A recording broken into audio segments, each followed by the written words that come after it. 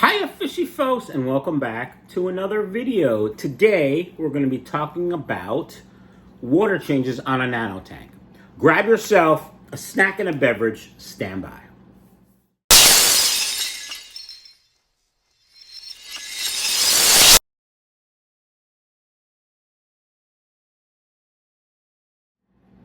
Alright fishy folks, welcome back to the channel. For those of you that don't know me, my name is Michael.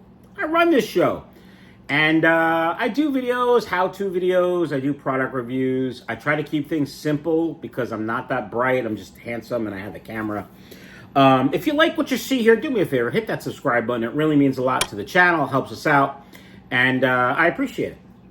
Today we're going to be talking about water changes on a nano tank. As you may or may not know, I have a 1-gallon Betta tank right over there. We're going to head on over there. I'm going to show you how and why I do water changes and when. Refill that snack and beverage if you need to. Stand by. All right, fishy folks, this is my 1-gallon Betta tank. The male Betta inside still has no name. I really haven't thought about it, to be honest. Here's an update of the tank, and I just want to show you how I go about doing my maintenance on all my non-breeding tanks, right? This is for pretty much tanks that are upstairs, not in my fish room. You can see I have the Aquarium Co Op test strips, both the ammonia and the multi-test strip. And I've been feeding this Northfin Betta bits and Super Betta. It makes my Betta want to wear a cape. No, Northfin sent me a bunch of food to sample, and I've been exclusively feeding the Northfin Betta bits and Super Betta food to this little guy. And he's doing great. So here's what we do for maintenance, and this is how I recommend everyone do it now. First, you got to talk about water changes. I did a video about water changes. I'll put that link up top and also probably at the end of the video for you guys to take a look. But simply put, you can certainly change X amount of water every week or every 2 weeks if you want. I am lazy. I don't do that. I test my water, and when the nitrates reach a predetermined level, which in my case is 40 parts per million, I change 50% of the water. It's that simple. So let's go ahead and do a water test here. First, we'll do the ammonia test. And this is holding the end of the test strip, dip the test pad in and out of the aquarium water for 30 seconds. Ensure that the motion is upward and downward. All right, that's fine. Here we go. Alexa, set a timer for 30 seconds. 30 seconds, starting now. Now, if your Alexa went off, let me know. Sometimes when I'm like editing, Alexa doesn't go off, and I'm like, wow, it's not gonna work. But then you guys message me and are like, oh yeah, my Alexa did the same thing, and I always laugh. So I think this Betta might just be called Bob, like a very simple name, Bob. But the story is I got him, I went into PetSmart and I was expecting to find, you know, terrible Bettas. Alexa, stop the timer. All right, so we have 0 ammonia. And just to show you, that's 0. All right, that's garbage. Oh, by the way, I always cut these test strips in half. It's actually a tip that I got from Corey from Aquarium Co Op years and years ago. And I'm cheap, so I always do it. So for the multi-test strip, you dip for 3 seconds and then you wait for 60 seconds. So I'm gonna do the dipping and count manually. 1 Mississippi, 2 Mississippi, 3 Mississippi.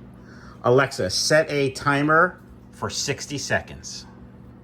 So I think this Betta, I think I'm just gonna call him Bob, just plain old Bob. I'm not really sure yet. The tank, if you look at the water, it does have tannins in it. It's from some of the Indian almond leaves that are, there's one there and there's one in the back. Got those from Keith at KJE Aquatics. And then there's just some Java moss that I pulled out of another tank to jumpstart the cycle. I have the little tiny baby 25-watt heater. It's been working great. It is supposed to be 100% submerged, which it is.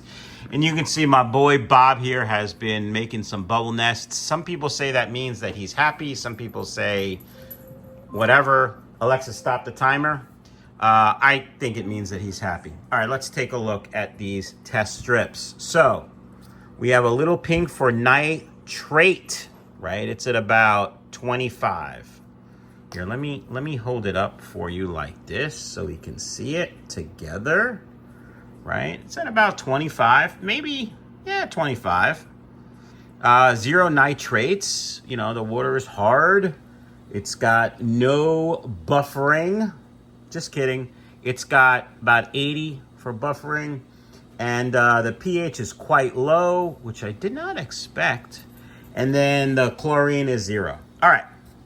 So what do we do? Well, our nitrates are at 25. I don't need to change water. So I am not going to change water. I'm going to test again, probably over the weekend. Today is Thursday. And then I would change water. And that's how I do it. Now, this tank is very simple. When you keep a tank like this, a nano tank, you need to really be careful of what you feed. I feed high quality food, and I just feed 4 or 5 bits or pellets at a time, usually once a day. Occasionally I'll hit him again a second day, and occasionally I don't feed him at all. You know, I'll skip a day or two, and that's that. Now, if I were going to change the water in this particular tank, I would take the top off, take a glass, and just scoop out about half the water. Then I would put water back in. I have a well, so I don't need to worry about water conditioners. Some people like to use water conditioners even with well water.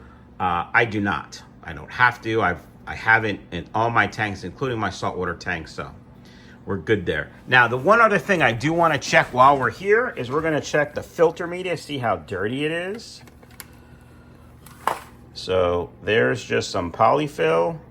Now, that's a little dirty. I'm simply going to flip it like this and let it do its thing for the next couple days. And then I will probably rinse that off.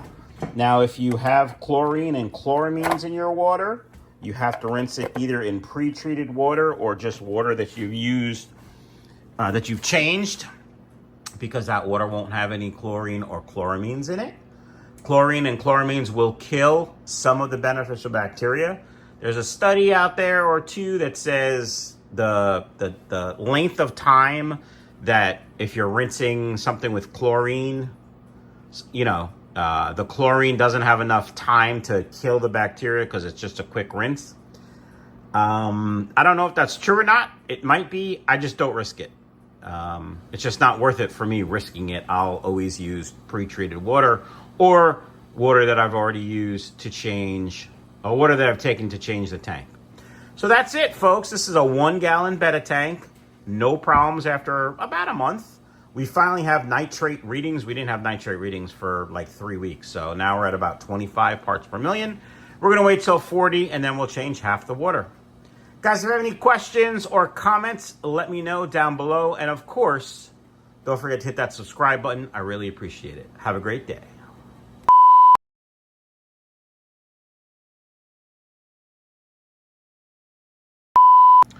All right, fishy folks, here we are in front of my 1-gallon Betta tank. I think it's 1 gallon. I'll put a link up top to the introduction video for this tank. I'm an idiot.